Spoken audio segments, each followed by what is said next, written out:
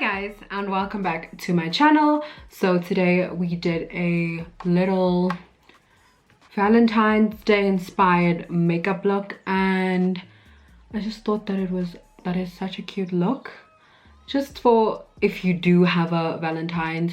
Even if you don't, you can wear this out and feel jolly. But I actually really enjoyed doing this.